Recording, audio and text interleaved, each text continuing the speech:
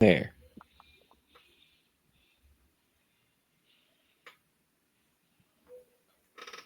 All right, welcome back, welcome back, welcome back. We are here for another episode of the Sports Pod with the Keep It Clean crew. We are going to run through just the usual updates that we've seen within this last week, but we got a great show for y'all. I'm the host with the most, sometimes depends on the day, Mr. Ray, and I got my brother, another co-host for this week. Introduce yourself, please. I'm the man with the plan, Mr. Jamel. It's the only thing I can And think we're of. down our So home. short notice. That's the only thing you got. Hey, that's okay. That's okay. Short, sweet, to the point. And we're down the homie, Mr. Rose. He's out. I think he's still crying from the Falcons loss. Both of us couldn't be gone this week, but as you see, there's no jersey on. I don't even have a baseball team, but I felt like this is the safest option because football let me down that bad this past weekend, man. Pain, absolute Go pain. Bears.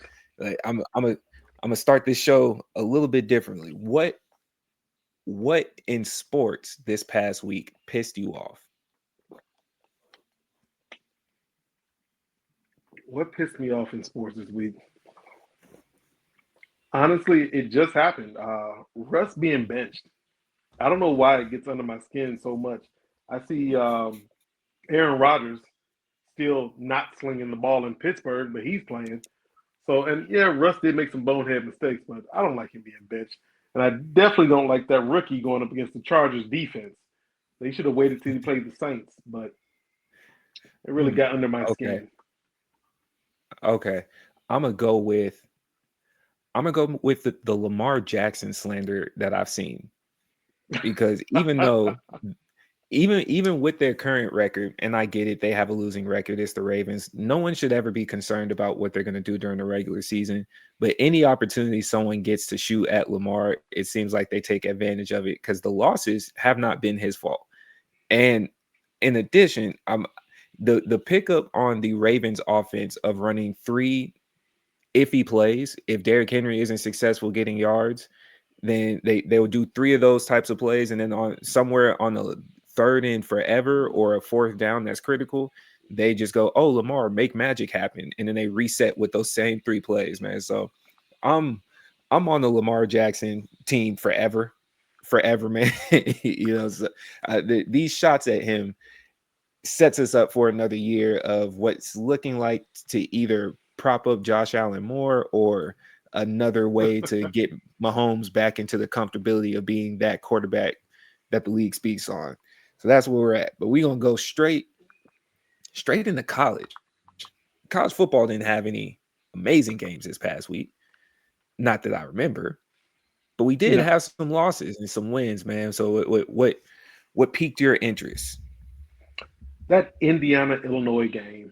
We have two ranked teams. Ooh, Illinois, I think, was ranked ninth, and Indiana was 17th, I believe. and there was a 63 butt to whooping. 10. Yes, they laid it on them. Yeah, the game was in Indiana, but people said Illinois was a more complete team, and man, whoo, that really That got me.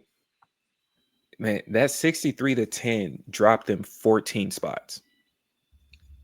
Illinois went from number 9 to number 23.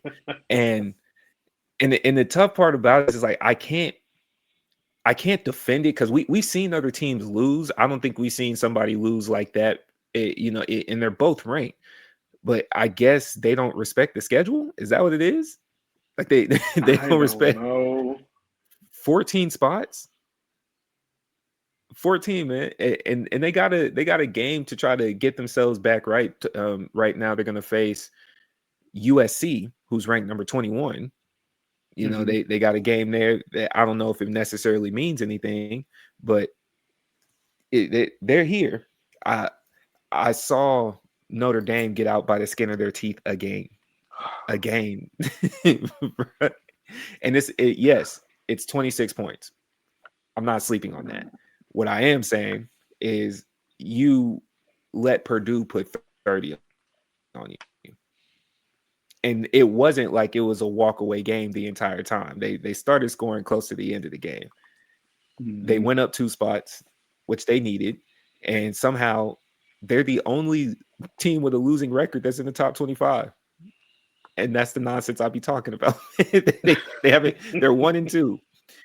Everybody else that's in the top 25, it only has one loss or they're undefeated. They are 1-2, ranked above a 3-0 BYU, a 3-0 TCU, and a fresh off an ass whooping Illinois at 3-1. Let's see what else happened. We have some spots that had moved around. There weren't any other notable games, but we saw Miami go up 2 spots with a win over Florida. So now they're second. Penn State dropped because they had a bye, which I feel sorry for them. Having a bye that early in the season, I can't imagine is the greatest. We saw LSU drop a spot, which I'm not sure why, because they stomped out their competition 56-10 playing Southeastern Louisiana. Georgia remains at 5.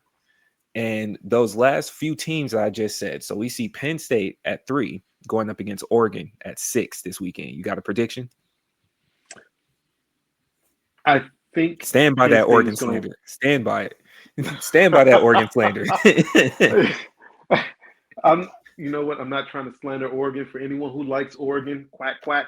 But I think Penn State is just going to lean on them. They're going to wear them down. Don't duck now. Run all over. Say the truth. Don't duck now.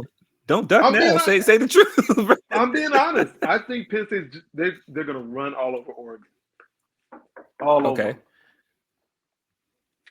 Okay. Now we got LSU standing in at number 4, playing number 13 Ole Miss. Should also be a good game. Who you got? Oh, and sorry, I also have Penn State over Oregon. I'm not going to take that away from you. Penn State's defense looks very good so far this year. They look very good this year. Good. But LSU Ole Miss 26-10. For who? Penn State over Oregon. 26-10. Oregon gets held to 10 points. They're only known for offense. And they're known for not showing up for big games. Look at their playoff record. Ooh, yeah, but regular season, they show up for big games. This is the same team last year that beat Ohio State. That's tough. I'm sticking with it. 26-10. Fair enough. I have it a little bit more higher scoring. I have it more of a 34-27, but still Penn State. Okay. Yeah, I have a higher scoring. LSU Ole Miss. I'll go first with this one. I'm not gonna lie. I think LSU is gonna smack Ole Miss into oblivion. I do. But the thing about Ole Miss, from what I've seen so far, they look like an upset team. They do. They strike me as an SEC team that is a problem to people, but I feel like LSU is pretty solid. And I think they beat them definitively myself. How do you have it? So LSU struggled with Clemson back when Clemson was number 4. They're not number 4 now. They haven't even won a game yet. Okay. LSU could only put 23 on Louisiana Tech. Not saying Louisiana Tech's a joke, but they could only put 23 on them. LSU dropped 20 on Florida. 20-10 is what they won by. 20-10. I mean, they beat Southeastern Louisiana 56-10, but you and I could beat Southeast Louisiana 56-10, just 2 of them. All right. So I'm not impressed with LSU. I mean, I'm not impressed. I don't trust their head coach. I'm going Ole Miss. I'm going Ole Miss. That's correct. If you were to call the score, how do you see it? Ole Miss. People are placing their bets on you, man. 42-28. Ole Miss. Jesus Christ. All right. We just going to slide by both. While they're not ranked anymore, Clemson was touted to be one of those teams. LSU beat them. They were ranked at the time that they played. Let's be clear. They were clearly ranked at the time that they played. Hey, right? Sir, if they're sorry now, they were sorry then. They just had the ranking. They were still sorry. They were ranked at the time that they played, and that's how the college football playoffs people look at it. At the time that there was a play, they were ranked. Florida was also touted or supposed to be one of those teams coming into the season. So these aren't supposedly pushover teams that they beat. They were close, but these were tough teams coming into the season, and they won. That's important. That's important. But hey, man, okay. So you got the up. It would be an upset. You got the upset of Ole Miss over LSU. So how do you Mm-hmm. feel about number 5 Georgia playing number 17 Alabama? It's gonna be a good week. I it is. So I think that game. I'm so. I think Georgia's going to win. I'll say that right now. I just don't know if it's going to be a blowout or a close game because either one can happen. Alabama hasn't been the same since Saban retired. They haven't been the same. Um, Mm. they don't scare anybody. Alabama used to terrify people when Saban was the coach there, especially in his prime. Now they don't scare anyone. It's like Alabama. They look at Alabama like they're Oregon, another team. All right, that's a shout out at Oregon. But I think Georgia's going to win. I, man, and again, Georgia hasn't looked great all season, but they look a hell of a lot better than Alabama. I think they're going to win It's fair. 35-21. Um, you know what? I'm gonna just agree with you because I'm in the same situation as you. For how bad Alabama's defense has looked to me, Mm-hmm. I don't have much more faith in their offense either.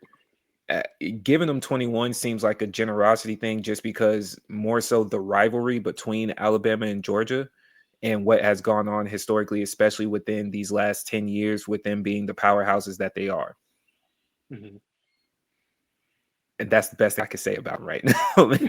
That's genuinely all I might have at this current moment. Because I mean, so far they beat Florida State, or no, I'm sorry, no, they lost to Florida State 31-17. They beat UL Monroe, but the same way you just said Southeast Louisiana, it seems like we could beat a lot of teams in Louisiana. UL Monroe isn't that crazy. Now, Wisconsin, they put up 38 on Wisconsin. I like Wisconsin's team, but I've seen better out of that conference. Like we watched Nebraska put up a tougher game against the Wolverines than I believe Mm-hmm. Wisconsin could ever do. So I might be on the side of if they get 21, that's a win. That's a win for the offense that they have. Now, I agree. what we're looking at that those are the only ranked matches that we have this weekend. So just to run down the current CFP rankings. Right now we have number 1, the Ohio State, to your dismay. We got Miami at number 2, Penn State at 3, LSU at 4, Georgia at 5, Oregon at 6, Oklahoma at 7, Florida State at 8, Texas A&M at 9, and Texas at 10, who has no game this week. And for the first time in a long time, we have 3 Texas teams in the top 25. At 11, Indiana; at 12, Texas Tech; 13, Ole Miss; 14, Iowa State; Tennessee at 15, Georgia Tech at 16. Shout out to Georgia Tech for coming in here and Mm-hmm. making some noise for the ACC. 17 is Alabama. 18 is Vanderbilt. Rose said be on the lookout for them. He did tell us that. Rose said be on the lookout for them. They play Utah State, which should be an easy win for them to advance to 5-0. Moving up 2 spots after a win, a close one with Nebraska, is Michigan at 19 on their bye week. Missouri at That's not 20. a gang sign. USC, not a gang sign. USC at 21. Notre Dame at 22. Illinois at 23. TCU and BYU bring up 24 and 25. And shout out to all the teams, man. We gonna slide straight into professional CTE. NFL updates. what what surprised you from this past week, and what had you doubling down from something you may have said last week? First of all, professional CTE. Yo, what? NFL. Oh my It's god. professional CTE, man. you know, Oh, NFL updates, man. oh. Yeah, professional CTE. Well said, sir. I have 2 surprises, if I may.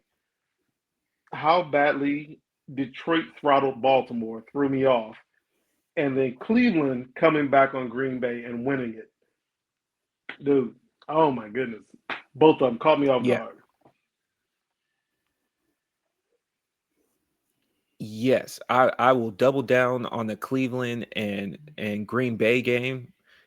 You're not supposed to have upsets in the NFL, genuinely, because they are pros. But Cleveland being able to holding them to 10 points and then turning around and coming back all their points scored in the fourth quarter to win the game is pretty tough. People sleep on Cleveland's defense just because how bad the offense is. But I think Mm-hmm. Judkins is going to show to be a valuable player. That's probably one of the only stars that they have on that side in the meantime. My surprise too is Indianapolis looks good. Indianapolis looks really, really good, and I think they are gonna. They're in a position right now because no one had any expectations for him genuinely, so they get to run away with his way. But they put hands and feet all over the Tennessee Titans, so I have them coming in with a great showing. Let me start off with asking you: was it the Vikings or the Bengals really going to struggle without Joe Burrow? Uh, the Bengals, they're going to struggle so much more. They have $500 million donated to their receivers, and they have no one to give them the ball. My granddaughter could go out there and throw better passes than Jake Browning. Um, it's going to be the Bengals, and you still have a slightly better but still horrible offensive line. So now you have this quarterback who is mid at best on his best day, behind a really bad offensive line, and you have a porous defense. So he's going to be throwing the ball a lot. That defense gives up points, so he's going to be playing catch up the entire time. But I think the Bengals, they're really going to struggle.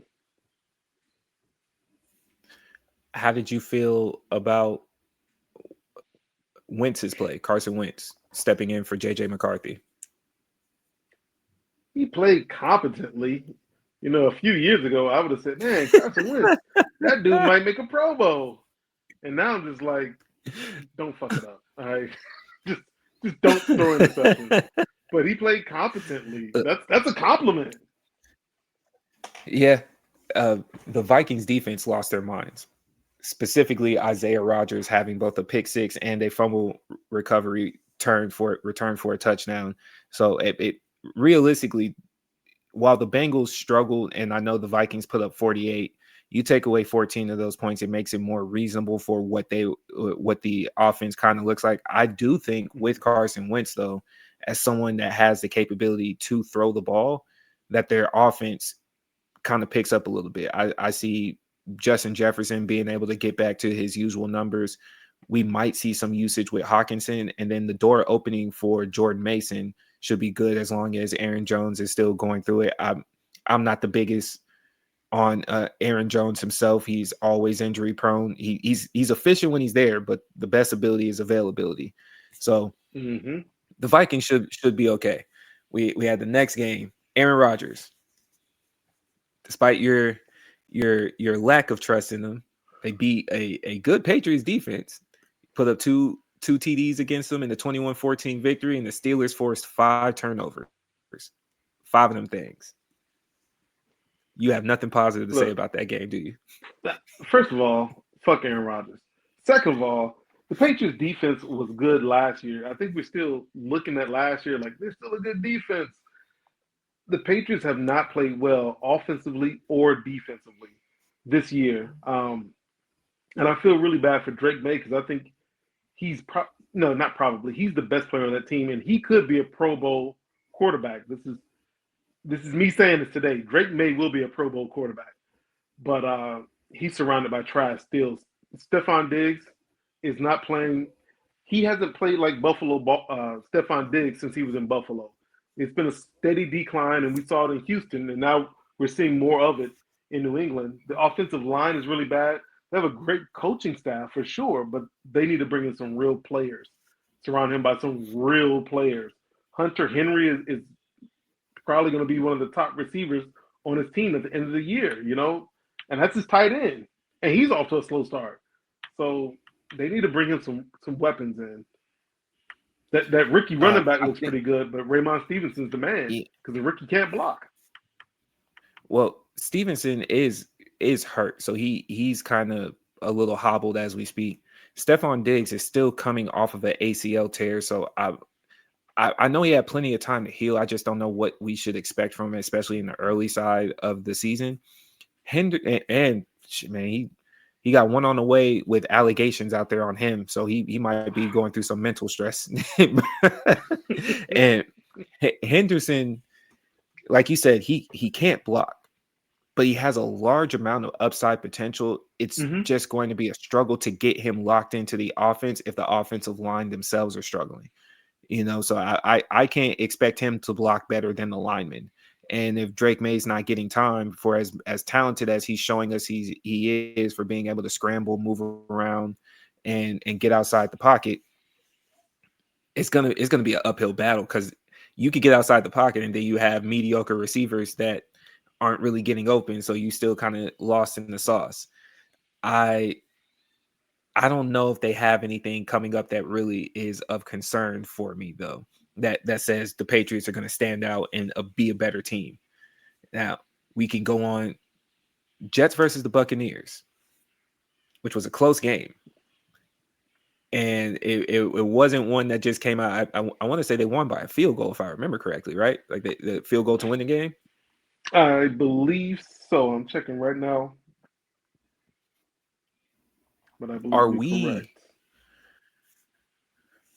Yep. are we out on the Jets, or is it just they played in great games against tough teams? Because for for all the knocks that they put on Justin Fields has been putting up points. He has. Well, This was a it was 27-29 game. It wasn't as if it they, was Tyrod Taylor you this know, week. oh, Fields got hurt because I missed that game. Yes. I did miss that Sunday game. Yeah. Yeah. Tyrod Taylor's Tyrod he Taylor, played this man. week. And he gave you 21 in the fourth. Yeah. I've always thought Taylor Okay, was a great backup, short-term starter. Always thought he was good. this was the one game I didn't watch but going into halftime, it was 20-6, and I just assumed that the Buccaneers would run away with it. That defense of the Jets held them to only 9 points in the second half, which looks like an accumulation of 3 field goals, while the offense went and put up 21. Are we done with the Jets? And shout out to Baker and doing what he's doing. The Buccaneers do look good at 3 Oh, and 0, absolutely. but are we out on the Jets? Uh, uh, they should be the Dolphins, maybe. And Dolphins, Cowboys, but they're going to lose to the Broncos. They might lose to the Panthers. They'll beat the Bengals. They're going to lose to the Browns. They got the Patriots again. They have the Ravens. They have the Jets. I'm done. I'm out. And I like Aaron Glenn, the head coach, but Uh-huh. yeah, they're not making the playoffs. They're not going to finish over 500 for sure. They need a real quarterback. I like Justin Fields. Dude has not known.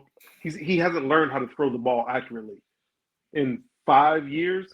He's been in the league 5-6 years. Yeah, I like him, but he's not a real quarterback. They need a real I quarterback. don't I don't like the disrespect in towards Justin Fields because he's only played 2 seasons at best with somewhat of a competent offensive line. So to say that he doesn't throw well in the NFL is also insane to me. He spent his first He 3 was in years on the Pittsburgh, run for his life. in His Chicago, first 3 years he was on the run for his yes, in on Chicago. the run for his life. He couldn't develop the timing to throw the football appropriately if we know historically the Bears do not believe in protecting their quarterbacks. We helped make him a faster Now in runner. You're Pittsburgh, welcome. fair. I can't take that away. That's a fair point. In Pittsburgh, he Mike Tomlin's not an offensive coach, but he had an opportunity to do better. And per his words, if he did what he was supposed to do, despite them having a 6-0 start, he would have ended up starting over Russell Wilson. You can argue that Russ was going to be the starter either way whenever he came back from injury, but Justin Fields didn't show anything then. What I can say, though, this year, he was slinging that rock. He's been slinging the rock this year, man. In one game. We still eating off that Jet Steelers game. One game. They lost to the Bills 30-10. Where we slinging the rock to? 30-10. The Bills are good. I know. That's what I'm saying. And then you just have the game against the Buccaneers. So again, people still eating off that 34-32 game against the Steelers that they lost. Well, and they're 0-3. What I can say, they are 0-3. What I can say is I'm no professional, but if you do play fantasy football, anybody on the Jets offense is not going to be a good time. It's not going to be a good time, bro. Brees Hall, you might as well Garrett Wilson, trade him. Brees Hall and Garrett Wilson, trade them if you can. Get something in return, man. It's not going to be pretty for him. All right, so Raiders Commanders. Marcus Mariota came out there, fresh off of his Netflix special. This is the first time he's had some air to start. It's been 2 years, and they put up 41. Even though there was that one play I saw him running and they punched the ball out of his hands. I was like, look at you doof. But shout out to Mr. Oregon. He's back. 41-24. Is it panic mode for Pete Carroll in Las Vegas? If it were anyone else, I'd say yes. But Pete Carroll just got there. He's building a team right now. And they know Pete Carroll's in a rush too, personally, because he's in his 70s. I mean, he looks like he might be in his 50s, but dude's in his 70s. So he's in rush mode too. So I think the ownership is just like, hey, Pete, do what you do. We rocking with you. So even if he finishes under 500 and they don't make the playoffs, he's going to be fine. He'll be back next year. Okay. For that offense, Bowers has been a little bit hurt. What I can say is I think Geno's going to have himself a year. I know they're starting off, they're only 1-2, but if they could just get a little bit more time for him, Geno might have a great season. And again, speaking on the fantasy side, that's a QB I would have in the tuck. And you can't, for real life, I'm not out the door yet on Jonty. A lot of the rookie running backs are having a hard time, but this also what happens when you go to particular teams other than by the time we get to him, I'll remember his name, but the brother for the Chargers. Every other rookie running back that was highly touted that was coming out of this draft class has ran into being on teams that obviously you were drafted high by them for a reason. They have a lot to work with or need a lot done. But I do think the Raiders will be formidable by the end of the season. I think they'll be somewhere around 500, but this is going to be a good setup going into next year. The Commanders without Jaden Daniels. I know they've lost this year, but they also lost to Philly. This wasn't like so are they still early in the season, 3 games in? Are they still the team that we saw last year from your perspective? They are. First of all, having Marcus Mariota, he and Jaden Daniels play very similarly. So that really helped out their offense. He just, as far as the line, the wide receivers were concerned, they just picked up where Jaden Daniels left off. But their division, they have Philadelphia to contend with. That's it. They have some cupcake teams coming up. I mean, they're going to run up the score on the Cowboys, but they have the Dolphins coming up. They have the Vikings coming up. I have no faith in them at all. It's great they beat up on the Bengals. No faith. They have the Giants coming up. So I think they can still make the playoffs. Not if Jaden Daniels is out for a long time. But he's a young guy, and I understand if they want to give him a game or two off. But I think they're going to finish pretty strong, I think. Okay. Do you have them as a wild card? Yes. Yes, yes. Uh, yeah, they're not going to be Okay. the top team in their division. I don't think they're going to be one of the top teams in the conference, but yeah, as a wild card, they can slide in. Okay.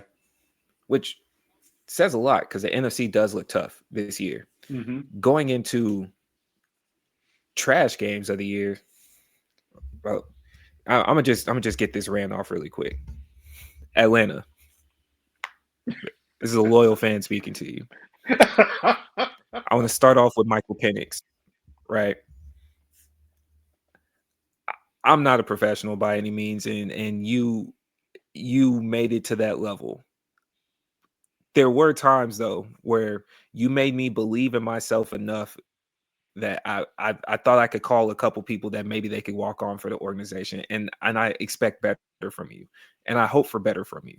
But there was many of your dump off passes, and you threw a lot of dump off passes where you didn't even look to see if a defender was there. You just assumed that it was a safe play.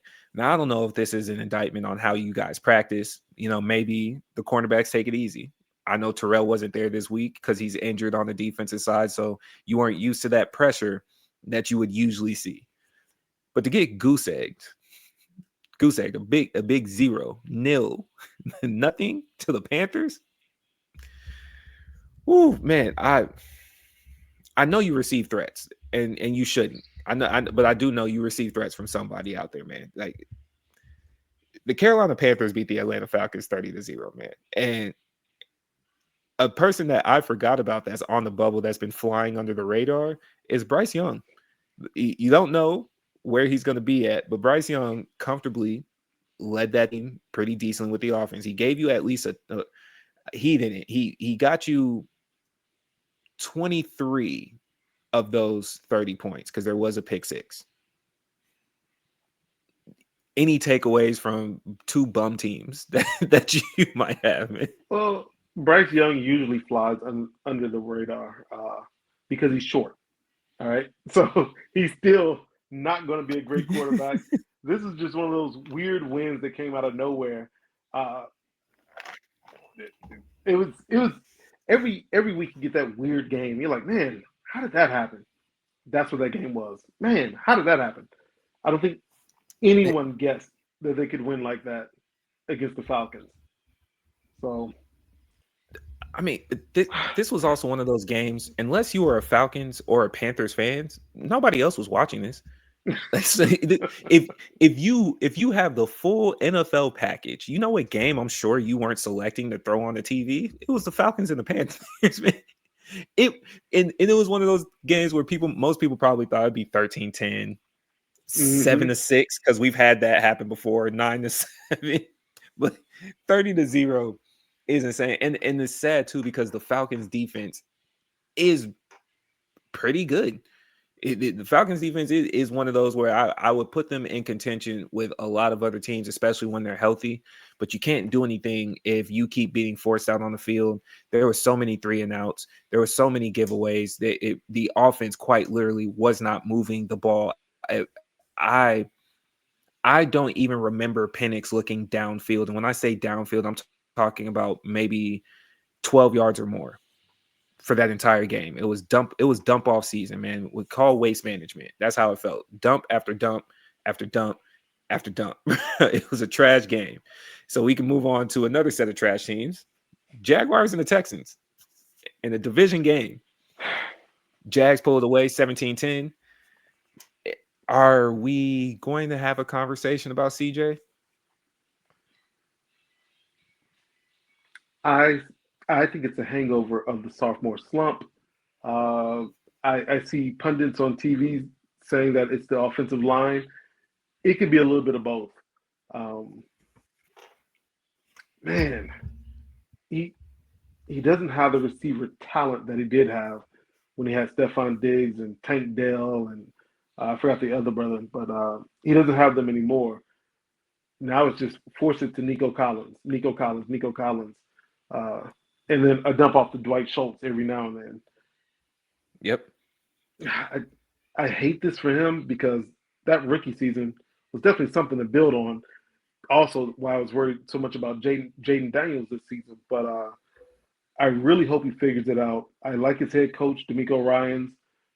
He has a defensive head coach, which usually isn't well for younger quarterbacks. But the offensive coordinator is a really good offensive coordinator. I can't think of his name right now. But hopefully they get him figured out and get him back on target. I Mm. hope. So I will go the other side of the ball. Brian Thomas Jr. is in his sophomore slump. Like as what Yeah. was a standout rookie season of just being a go-to guy. Arguably, if you ask me and ask me alone, Brian Thomas Jr. is the only reason Trevor Lawrence has a starting job this season, as far as I'm concerned, because he bailed him out in many ways, and then to come into this season, I don't know if it's a mental thing. Maybe he saw a threat coming from Travis Hunter. But in this last game, Travis Hunter only played, I think it was about 40% of the offensive snaps. They've been focusing, or they had him significantly more on defense as that team tries to figure out where his usage is going to be. So Brian Thomas Jr. is still the primary offensive person on at least on the offensive side of the ball. The ETN is kind of there. They're still playing with Tootin, or however you pronounce the brother's last name, as far as running back. So it's it's running back by committee. Mm-hmm. They're 2-1 as of right now, but I don't have them as better than the Colts. Personally, I can say that they're better than the Titans, but I also am on the side that the Titans are a few steps from just figuring it out to enough to be a competitive team, where the Jaguars, I do think they're doing better than what they should be, and that bubble's going to burst. That's just my personal prediction for both of these teams, and even including last game. Unless you have Bijan Robinson, all four, the Falcons, Panthers, Texans, and Jaguars, and Nico Collins. Those are the only two takeaways if you play in fantasy. Nico Collins, Bijan Robinson. You're going to get you some points. Unfortunately, we are wasting a Drake London. Kyle Pitts is Kyle Pitts. CJ Stroud is if you're desperate. I've seen him on the waiver wire significantly more than I would have ever thought, but just coming off of that rookie season. And if you have Trevor Lawrence, you're a Jaguars fans. I don't know what else to tell you. So I what's don't up even with think Jamel would Sunshine? stamp any of their players right now. So Oh, again, Sunshine, Trevor Lawrence, and Daniel Jones had the exact same numbers coming into this season. Daniel Jones has been slandered to the lowest of the pits that any New York fan could put on top of him, and then now has gone out to Indiana and has become a whole new person. A whole new person. He went to the Bible Belt. He probably started reading. He realized there's nothing else you could do out there in Indiana besides support basketball. he's somewhere watching a summer league pickup game and then going to practice with the Colts. And here you are down in Florida as Trevor Lawrence. These aren't stellar numbers that have been put up this year. They're not. So I'm not high on Trevor Lawrence. I think the Jags are right where they're going to be in a very weak division. I do think they probably end up placing second, only because of the fact that right now Tennessee at 0-3 aren't looking great and the Texans aren't the best. That's how I have the Jags. In a division rivalry game, we are flying through this. I love this pacing, man. Broncos and Chargers gave us a great one. Broncos and Chargers gave us a mix of defense and offense. I love this game. I watched it in its totality, man. Justin Herbert getting his just due, man. Justin Herbert I love this. Justin Herbert came out there and is making Keenan Allen damn near look like he's going to be fully healthy this season, bro. and and in that takeaway too, I also have, man, but between Harbaugh and Sean Payton, you have both great defenses and you have offenses that they have enough talent that they're starting to build around. I'm liking Bo Nix. I am. And I'm also liking what Justin Herbert's doing. And unlike the other rookies or rookie running backs, theirs is going to be a starter now that Najee Harris has gone down, unfortunately, with that Achilles injury. Do you think that changes mm-hmm. anything on their side, or does this make them more potent as an offense? Uh, I guess it depends on how well the rookie plays. Jim Harbaugh, that dude is a genius, and I've been saying that for years. People say Bill Belichick, and I'm like, dude, everywhere Harbaugh goes, he wins. Stanford had a bunch of nerds out there, uh, winning 1 and 2 games a season. He takes, he had Stanford ranked number 1 at one point with a bunch of nerds. What are we talking about? One minute they're talking about I'm building a rocket, and the next minute they're 352, 352. So that's what he did. Then he goes to the pros and goes to San Fran, and San Fran really hasn't been good since Steve Mariucci. They haven't been that good, and Jim Harbaugh steps in, and he has Colin Kaepernick, the quarterback from Nevada, and he took over for Alex Smith from Utah. So I mean, he's taking these quarterbacks, and he's like, look, I'm going to mold you. And granted, Alex Smith was really good in college, so was Colin Kaepernick, but Harbaugh took them and said, look, we're going to have a balanced offense. And if you notice that with every team he has, the run-pass ratio is almost even. He likes a balanced offense and a strong defense. And, he leaves San Fran. He goes back to college. He goes to instead of MU. He goes to Michigan. And, he gets us a chip, man. I was so happy. Oh God, I wrote him so many letters. He hasn't responded to any of them, but I wrote so many, and I'm hoping to get a response. And I'm not crazy, Jim. I'm not. But he goes back to the pros, and I was like, please, Chicago Bears, snatch him up. And they didn't do it. They kept that lame duck coach another season, and we miss out on Jim Harbaugh because he could have fixed the Bears. That's another story. But he goes to San Diego, and he fixes the slight kinks LA. in Justin Herbert's throwing motion. Yeah. What else? LA Chargers. You said San Diego. It's all good. My bad. He goes to the LA Chargers, and he fixes that little kink that was wrong with Justin Herbert, because Justin Herbert was already a really good quarterback, and I think he's making him a great quarterback. That defense had the players, they just didn't know how to line up and not how to play defense, but they didn't know how to stop other teams. They had the players, but they didn't have the plan. He brought in a plan, and he fixed Quentin Johnson. That dude had baby hands of butter and couldn't catch anything. I don't think he's ever been sick because he can't catch a cold. It's crazy, and he's fixed him. This is the Jim Harbaugh effect, and all these players are really good. He brought this plan and said, "This is how we're going to play football." Dude, not this year, maybe 2 seasons. In 2 seasons, he's going to win an NFL championship. I know he's going to win one. Oh, that's tough. Okay. Hot take. Man, I didn't know. I don't know if that last statement is just because, out of all the donuts in the world, you chose to glaze Harbaugh for his whole backstory and whatnot. I appreciate. I did.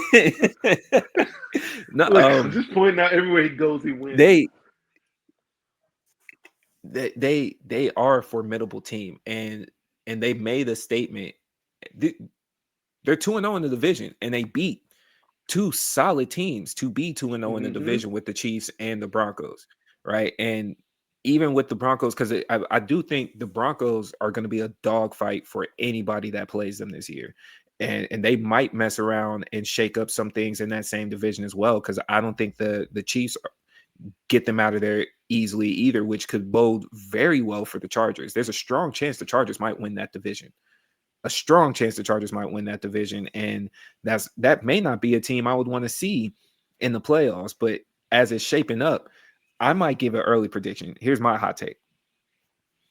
The era of trying to figure out whether it's Lamar or Josh to usurp Pat, and I only said those 2 because Joe Burrow typically has been hurt around that time, or they're just not making the playoffs. I think we're going to be set up for a new era where we start talking about Justin Herbert and then the rest of the AFC.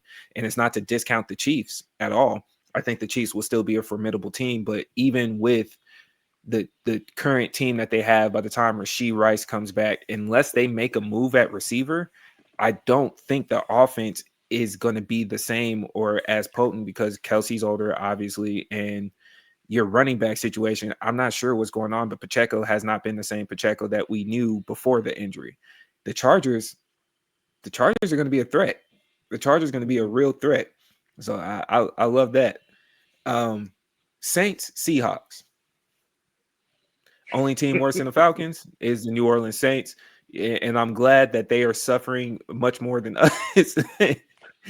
Only reason I'm sad about New Orleans suffering is because I do want to see Spencer Rattler do good. Outside of that, y'all got smoked 44-13. 44-13, man. Jackson Smith and Jigba still looks good. I think we're seeing the Seahawks just kind of glide by. And we're really not going to see them really play anybody until they run into a division game. So I don't have anything too crazy to say about that matchup. You have anything for that? Not about the matchup. I do think the Saints are going to regret not drafting Shedeur Sanders. I really think they're going to regret it. Just my opinion. They didn't know their starter was going to retire. They didn't know. This is hindsight. They didn't know he was just going to pull the Schwammy on them just out of nowhere. But they could have drafted him, go. David Carr. It's your time. If he stayed, David Carr could have groomed him, mentored him. Crazy.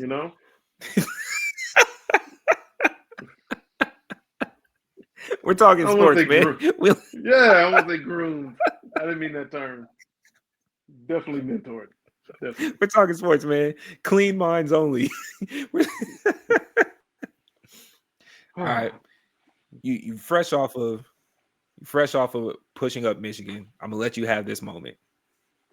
Cowboys Bears. Saw you, big dog. We are the you, Bears. big dog. Shuffling Cowboys crew, Bears. shuffling on down, doing it for you. We're so bad, we good. Strutting our stuff like you knew we would. We're not here to start no trouble. We're just here to do the Super Bowl shuffle. So I'm going to feel good this week because, number one, I love my Bears. Number two, now that I live in Texas, I hate the Cowboys. So when you combine the two, last Sunday was chef's kiss. It was amazing. It was awesome. Caleb Williams looked like what Caleb Williams should look like. Just can he do it consistently? I mean, it's against a porous Dallas defense. Wow, I wonder why they're so bad. Micah Parsons. Yeah, that's the right answer, yeah. So a really bad Dallas defense. But I think Ben Johnson, and this could be a confidence booster in this game, and Rome Odunze, I think he's the number one. Is DJ Moore now the number 2 receiver there? So I'm feeling good. Yes. You said yes? Moore's number 2? He is. DJ Moore's number 2. Yeah.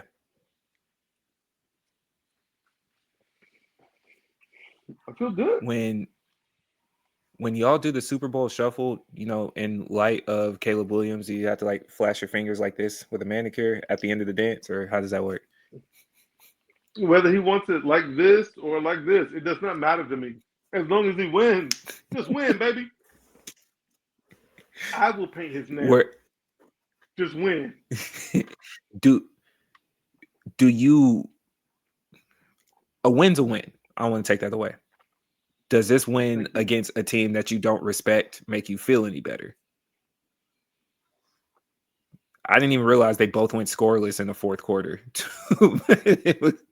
They both put up nothing in the fourth quarter. So do you feel confident for beating the Cowboys? Yes, because like you said at the very beginning, they're all professional players. So you still beat a team full of professionals. Even if their defense is horrible, you beat a team full of professionals. Even if the number 1 receiver got injured. Technically, George Pickens was number 1 last year. He should have stepped right in play. But the Bears still beat them regardless. So, yes, I do feel good. I do. Y'all's team did take out the only player that anybody currently cared about on the Cowboys. CeeDee Lamb's going to be out. He avoided the IR, but the way his ankle moved, man, you would think he should sit down for at least 6 weeks, but no CeeDee Lamb, man. So On my take, we are going to have to see what Dak is actually made of. And having Pickens be Pickens, who's usually a little bit more drama related, this might be a Mm-hmm. fun time just to watch the news of the Cowboys. Maybe not the actual games, but just the news of the Cowboys. This should be a I think they're gonna have a losing season. I do. I think so I think too. they're gonna have I think they're gonna have a losing season, man. I genuinely feel like the Cowboys wins. You can count them beating New York again. Like I'll give them that because they shouldn't have won the first one. Russell Wilson did what Russell Wilson did, and that's a great transition going into the next topic. But I think the Cowboys are gonna have a losing season, only to be, looking back on games like New York, just to watch that same New York team bench Russell, man. The Chiefs took down the Giants on Sunday Night Football, 22-9, right? With just a slew of field goals, essentially, because the Giants defense, and I do want to give credit to Abdul Carter, man. He's looking great for a rookie. And Mm-hmm. that's exactly why he was drafted so high. But you held the Chiefs to one touchdown. It was a field goal the first quarter, two the second quarter, and then two the fourth quarter. They only scored a touchdown in the third. But unfortunately, on the other side, man, I don't even know if Malik Neighbors had a catch this game. Man, Uh, once again, I I'm was in the checking game right watching. I was now. like, Russell, what are you doing? Like, Russell Wilson got benched for Jackson Dart. Is it deserved?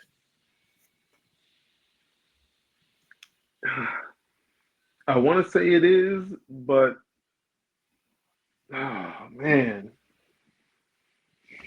I I hate this for Russ at the tail end of his career. I hate this for Jackson Dart having to go up against the Chargers defense. I wouldn't have made that call, but Brian Dayball is fighting for his life right now. I'm fighting for my life right now. That's the R. Kelly. That's also Brian Dayball. All right. So yeah, I guess it's fair, man. Get the rookie in there. um, the only takeaway, which is the only takeaway for the Giants, man, Scattaboo looks like to be the starting running back. Tracy got hurt, Yeah.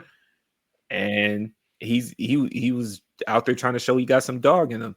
And at least for Jackson, he comes into an offense.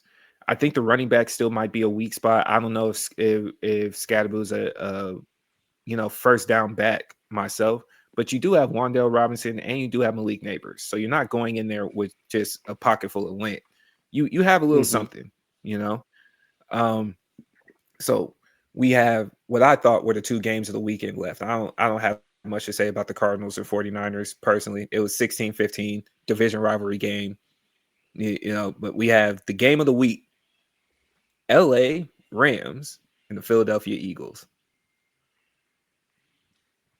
Give me your rundown. Give me your takeaway. Um, the Eagles. Say what you want about Jalen Hurt, but he can pass when he needs to. Dude has a nice arm. He's got nice touch to his passes. He can pass when he needs to. People just think, oh, tush push, you know, short passes. No, he's got great receivers on the outside. There's two good tight ends, and Barkley can catch off the backfield, so he can pass when he wants. And he showed it this game. I was rooting for the Rams. I thought the Rams would win. I was wrong. And then, fortunately, I don't bet like that. I don't gamble like that. So I know I think it was the Rams +3, and dude blocked the field goal. If you had bet on the Rams, even though they lost the game, you would still won money. But when he ran the ball back and scored the touchdown, all those people who gambled lost. Oh, wait, I'm not laughing. I don't want them looking for me. But that's crazy. That's crazy. So um, how do you feel Philadelphia the is the Rams? best team in the league. Yes, yes, they are. The Rams showed me that they might be the second best team in the league. they might be the second best team in the league, man. And that could be debated because there are a lot of great squads out there, but the Rams defense is a lot better than people give it credit for, and they're holding their own. Devontae Adams is still one of those people, especially once you get close to the end zone, and then just having Puka Nacua just be everywhere for Matthew Stafford is extending his career. We're seeing both of their running backs between Kyron Williams and Blake Corum start to show up and just give you additional weapons. You just happen to run into the Eagles, who you had beat. You had them Mm-hmm. beat. It is just that block field goal changed everything. And I I will add to your point. You and I talk all the time. I am a Jalen Hurts. I'm a Jalen Hurts defender over here. I don't care what anybody else has to say. You beat the guy. You beat the guy. You do what you're supposed to do. And like you said, when it comes down to it, he does make plays. And Mm-hmm. you have an offense, and you made sure to get AJ Brown that ball this week. You did. You made sure to get him the ball. You got Devontae Smith the touchdown. And so whenever the time has called, you showed up. This wasn't even the greatest game for Saquon. Saquon had a quiet game, which put all the pressure back on Hurts to make things happen and make sure that they closed out the game the way that they were supposed to, because they were down going into the second half. It was 19-7 for the Rams. You gave them 14 in the third quarter, and you gave 12 in the fourth quarter, while your defense shut out the Rams in the fourth quarter. The only time that they looked like they were going to score was for the game-winning field goal. So the Eagles came through and did what they needed to do, and which goes into our next exciting game: Lions and Detroit. Lions and Ravens. Pardon self. Monday Night Football gave us kind of a thriller, and Detroit looked like Detroit. But I want to start off, man. Derrick Henry, you got to hold the ball. You just and I hate that regular season, but you got to hold on to the baby. You have one job, man. Hold on to the baby. But that was a great game, an absolutely spectacular game from what I saw. Did you do you have concerns for Baltimore? They're 1-2. Did you see the My Lions? I know that's a division rival. Did you see them get back into form? What are you seeing? uh, each of their running backs got 2 touchdowns. Montgomery is over 100 yards again. They lost their offensive and defensive coordinator, and they still look the same. It's like the players are like, look, we already know the plays. We're just going to rock with whoever you put in charge. So they look the same to me. That game against the Packers, I think it was an anomaly. Um, I'm really surprised by Baltimore all season long because their defense has been atrocious, and that's a team that's built a reputation on defense. Not to mention Derrick Henry. You know, granted he didn't fumble. You know, like you mentioned earlier, it was knocked out, but still Mhm. fumbling 3 times in the first 3 games with a really bad defense, you put more stress on the offense. Um, and a big concern for them and Kansas City, they play each other. They're both 1-2, so that means one of them will be 1-3. I didn't like that Yeah, hand movement that is either. how numbers work. You cut that part out. No, Work on the farm. It was a you know, cow. the difference between Baltimore and Kansas City right now for me though is there's no doubt in Baltimore's offense. If there's been one thing that's been consistent for the games that they have played, is that they will go and score. Is can they stop somebody? And unfortunately, even in this game, Derrick Henry fumbling the ball was the turning point for this game. They were matching whatever the Lions threw at them for all those touchdowns that Jahmyr Gibbs and David Montgomery had, which, by the way, Mm-hmm. David Montgomery only got the ball 12 times. So for him to score twice and have over 100 yards is also crazy. That's very crazy. You're averaging a little bit over 8 yards per carry just based off of those numbers. But Baltimore is scoring. He even brought back Mark Andrews, gave him a touchdown, the name that we haven't said in a while. And it's just the defense, man. So I might have them better than the Chiefs right now. Is that game at home or is that in Kansas City? I'll tell you 1 minute. Because depending on how that game goes, man, that it's not going to necessarily spell curtains for whichever team that loses, but it does definitely mean it's going to be a massive uphill battle that I don't think either one of those teams have faced in the last couple of years of trying to pull yourself out of a hole of having a below 500 record. It's in Kansas City, and the ESPN analytics give Baltimore a 50.3% chance of winning. Kansas City 49.3 chance of winning. Doesn't add up to 100, but that's what's on their website. So 50.3 versus 49.3, a really good game either way. Okay. You're a betting man. I think this is a good game. If you were to advise somebody, but not take responsibility, say Ooh, oh, can't okay. speak for somebody's money. How would you? Put your money This on is a pressure Baltimore. game. Yeah. Oh, okay. Why is that? Kansas City has the same problem they had last year and the year before, except it's worse this year because Travis Kelce's older. They have no weapons. They have Patrick Mahomes, and they have no weapons. They look like the New England Patriots before they brought in Randy Moss. They had no weapons. They had dudes you had to make up like Mm. Kevin Falk, Deion Branch, a Pro Bowler because of Tom Brady. Patrick Mahomes is in the same ship now. He has Rashid Rice is still suspended. Xavier Worthy is still injured. He's got no one out there. He's got me and you out there. All right. So Baltimore, Zay Flowers could be a Pro Bowler.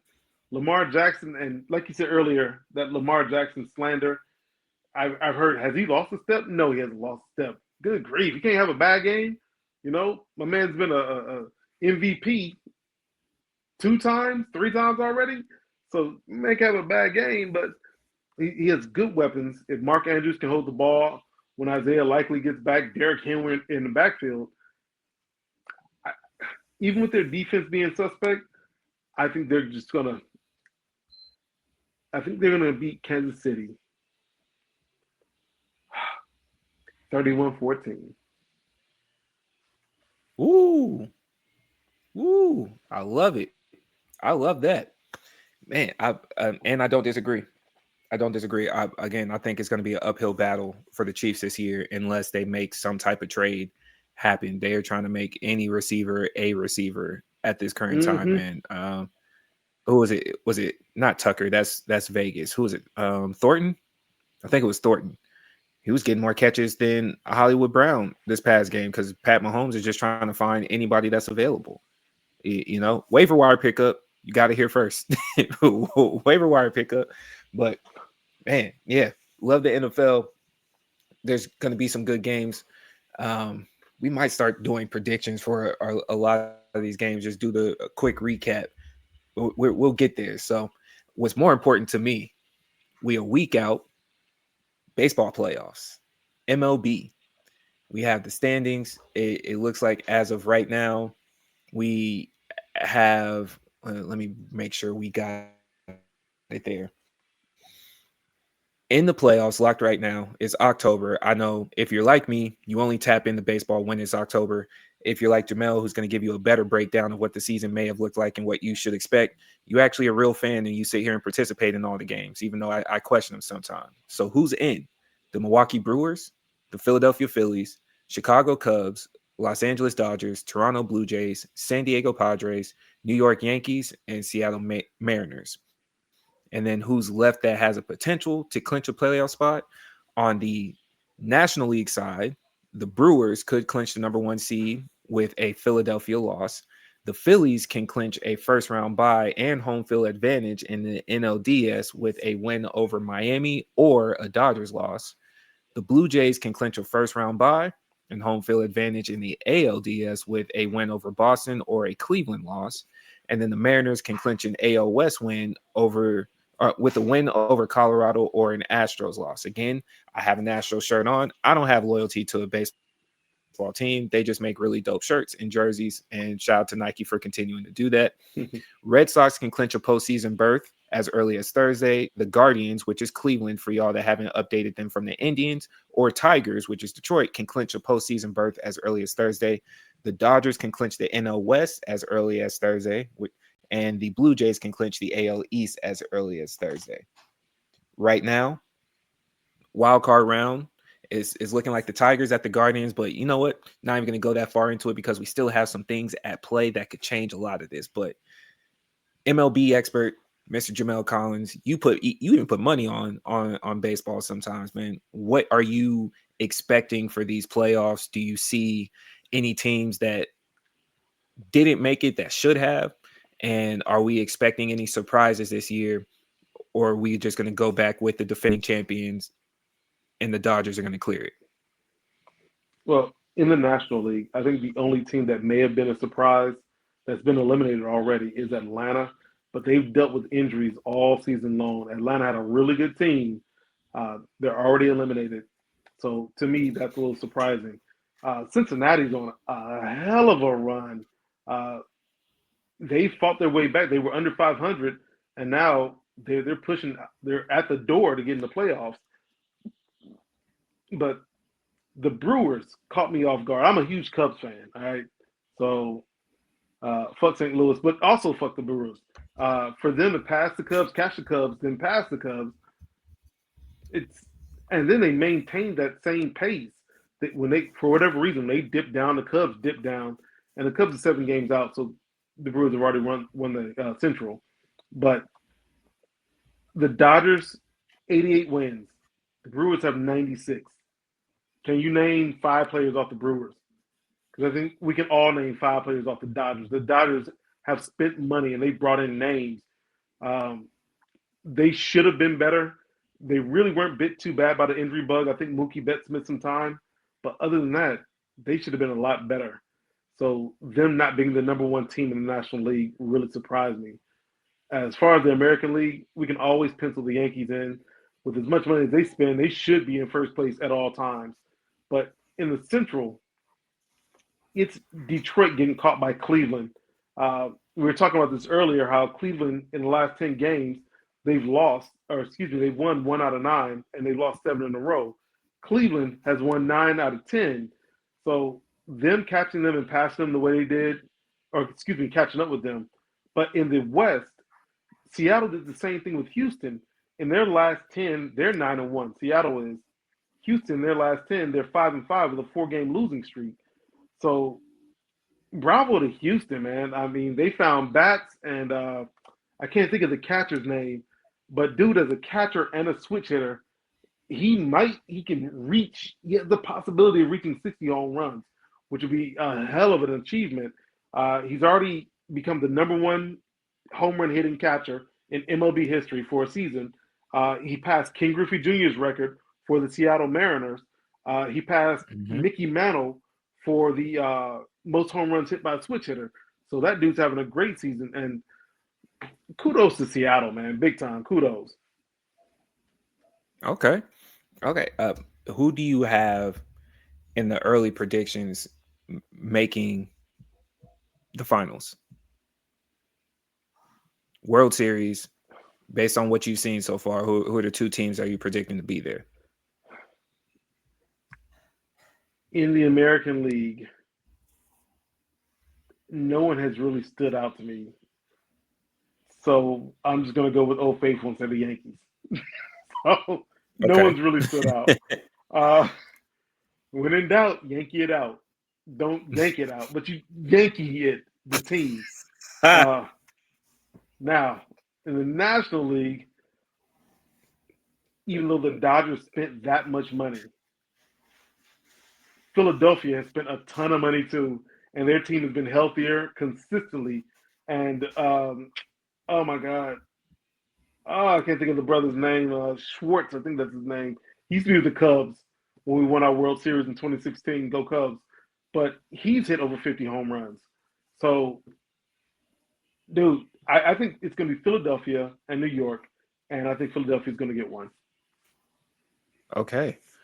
Okay. I am far from an expert. And like I said, I usually tap in and I do all of my research right before the road to the World Series gets started. I- I'm also pretty consistent, and at least I'll start this for the National League side. In most sports, I never have an easy time counting out the champions, right? And I know Philly was supposed to be them last year, based Mm-hmm. on what we had saw. Is just, man, they had some unfortunate games during that playoff run, and they had a few injuries at that time too, if I remember correctly, going into the playoffs that could have changed where their trajectory went. But it is the Dodgers, and something tells me that if they if they move themselves up and do not have to face Philly in that first round, then that's going to change their trajectory, where it might give the Dodgers a little bit of time to kind of just pace themselves appropriately. And if not, it'll be Philly. But I'm going to stand on the Dodgers on that side. And you highlighted everything from what I've been seeing about specifically Seattle. I think Seattle has came in, they're running a hot streak. Their name is new to this pool. If I'm just going to take a guess, man, I'm throwing Seattle out there as potentially the team to see LA in the World Series. And I might have the Dodgers with a repeat. That's my early predictions. We're going to do week by week updates on how it's looking, but playoffs start next week, man. October is here. But as we wrap up this particular season, you raised an interesting question. And you're talking about what's more than likely someone that's going to go down as a Hall of Famer, I'm sure, and arguably one of the best players that we've seen in the last decade or so. Is it time for Mike Trout to leave the Angels? I'll let you take that answer. It is. There's a list of players. Ted Williams, the Splendid Splinter, Ernie Banks, Mr. Cub, Tony Gwynn, the Hitman. They never made the playoffs. These are all-time greats. Never made the playoffs.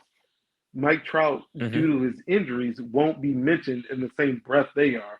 He'll be a level or two below them, but he could have been an all-time great if he were healthy. He's entering the tail end of his career, even though he has this huge contract. It would be nice for the Angels to look for a trade to send him to a contender. Send him all the way across the country to New York because New York contends every year, and give him a chance with the Yankees, not the Mets. Um, I'm sure the Yankees have some trade pieces, rookies or you know some young prospects, but Mike Trout would fit in. He's a big city player because he played in California, even though it was Anaheim. He still played in California. Going to New York, I don't think that'll bother him. Um, I really would like to see him get traded to a contender. I know 34 isn't the same in baseball as it is in pretty much every other sport. How many years does he have left, especially with his injury prone history that he's had, that would make you want to trade for him if you're another team? Because when he plays, he still plays well. He puts up the numbers. I think I gotta look at his stats, but I think his batting average was down, but his power numbers are still the same. So he puts up numbers and he plays great defense when he's healthy. Um, he'll easily get a good team like the Yankees 35, 40 home runs, 100 RBIs. He might bat 280, but I think he'll fit right in. And it's a big name. The Yankees like bringing in big names. So I think that would be the perfect place for him to go. Or the Cubs. Mm. Go Cubs. Go Cubs, man. No, good conversation, man. That was this week's episode of the Keep It Clean Sports Team. We will do a dedicated job of trying to get these episodes to drop Thursday morning. So for y'all that are going to see this episode, this just happened last night. Just happened. Fresh to your ears, because that's how dedicated we are to you. You can find us all at the Keep It Clean page on Instagram. You can also find us on TikTok. We do other shows as well, but for specifically sports, please keep in contact with us. Let us know what it is that you would like for us to add. We will more than likely cover all sports. I'm going to let y'all know I'm going to try to carry the hockey flag as that comes up. And shout out to the Golden Knights, Vegas. We coming back. We gonna do what we need to do. We don't care about the Blackhawks on this platform, so we just also want to put that out there as well. But the Keep It Clean page on on Instagram, you can find us on TikTok. You can find us on YouTube where these episodes will be dropping. Please like, comment, and subscribe. And for all you dirty bastards that like to get out here with us on the field, keep it clean, stay at home, and we love y'all. And we out.